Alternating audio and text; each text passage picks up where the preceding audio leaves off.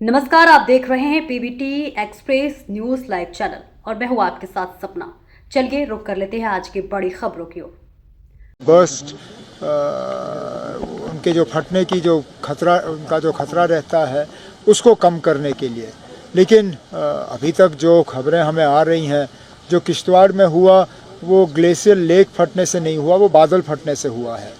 अब इसके लिए हमें एक टीम ऑफ एक्सपर्ट्स जो है मुकर्रर करके अब हमें देखना चाहिए कि कौन से ऐसे इलाके हैं जहां सबसे ज़्यादा खतरा है। अब कुछ महीने पहले यही चीज़ रामबन में देखने को मिली। उस वक्त माली नुकसान बहुत हुआ, जानी नुकसान कम। इस बार जानी नुकसान बहुत हुआ क्योंकि ऊपर वाले का करना ये था कि वहाँ से यात्रा चल रही थी तो यहाँ से बादल फटा। लेकिन इस तरह के हालात दोबारा ना बने, या अगर बन भी जाते हैं तो नुकसान कम हो, उसके लिए हुकूमत के तरफ से क्या क्या कदम उठाए जा सकते हैं, इसके लिए अब हमें कुछ एक्सपर्ट्स मुकर्रर करके उनकी एक रिपोर्ट उनसे मांगनी होगी।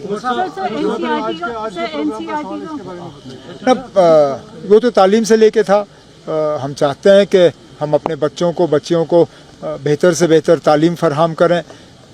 हम जानते हैं कि तालीम में कुछ खामियां हैं, कुछ कमज़ोरियां हैं, चाहे वो इंफ्रास्ट्रक्चर को लेके हो, चाहे दूर दराज इलाकों में टीचरों की कमी है, और जो नया इंफ्रास्ट्रक्चर आया है उस नए इंफ्रास्ट्रक्चर को किस तरह इस्तेमाल किया जा सकता है। जो बजट में हमने कुछ ऐलान किए थे मॉडर्न क्लासरूम्स के और K-12 स्कूल्स के, उसके बारे में।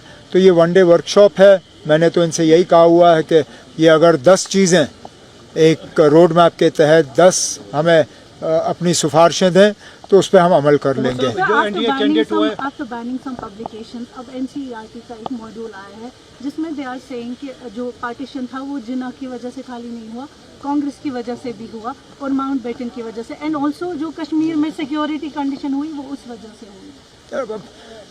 हिस्ट्री के साथ छेड़छाड़ करना, और ख़ासकर जब सियासी लोग ये करते हैं तो गलत है, क्योंकि अब कल को हुकूमत बदलनी है। आज नहीं तो कल, कल नहीं तो परसों। कोई हुकूमत हमेशा के लिए नहीं होती। अब मान के चलिए कल को बीजेपी की हुकूमत नहीं होगी, कोई और हुकूमत होगी, वो RSS के ख़िलाफ़ चैप्टर लिखना शुरू करेंगे। फिर क्या करोगे? फिर हुकूमत बदलेगी, वो चैप्टर निकलेगा, दूसरा चैप्टर आ जाएगा। तो इसलिए अब जहाँ तक हो सके इन चीज़ों को सियासत से दूर रखना चाहिए। जो हमारा हिस्ट्री है बच्चों को वो सीखने दीजिए, उसके बाद बच्चे खुद फैसला करें। जो सही है वो सही है, जो गलत है वो गलत है। अब हमारा बेड़ा गर्क अंग्रेज़ों ने किया नहीं किया वो तो सच्चाई है। अंग्रेज़ों ने हमारा बेड़ा गर्क किया। क्या उस वक्त हिंदुस्तान के 2 हिस्से करने की मांग नहीं आई। लेकिन जो सच्चाई है वो रख लीजिए, लेकिन इसमें अब आप सियासत भी लाएंगे वो गलत है। उमर साहब, ये सिग्नेचर कैंपेन को लेकर हम देख रहे हैं तनकीद हो रही है अपोजिशन की जानिब से। अब आपके सवाल में ही आपका जवाब है। अपोजिशन है ना, उनका काम है अपोज करना। वो हर चीज़ को अपोज करेंगे। उनको अब स्टेटहुड नहीं चाहिए, वो नहीं चाहते हैं कि हम लोगों के दरमियान जाएं, तो ठीक है।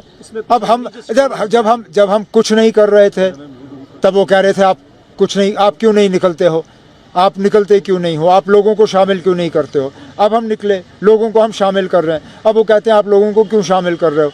अब उनका काम है अपोज करना, हमारा काम है काम करना, वो अपना करते रहें। उमर साहब, वाइस प्रेसिडेंट कैंडिडेट NDA ने भी अनाउंस किया और इंडिया कैसे देखते हैं? इलेक्शन होगा और चलिए।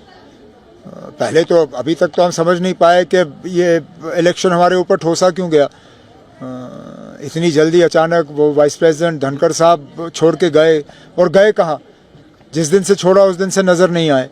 मैं तो क्योंकि उनके साथ थोड़ा सा मिल बैठने का मुझे मौका मिला, मैं तो ऊपर वाले से दुआ करूंगा कि वो सेहतमंद रहे, ठीक रहे। जहाँ तक इलेक्शन का सवाल है, इंडिया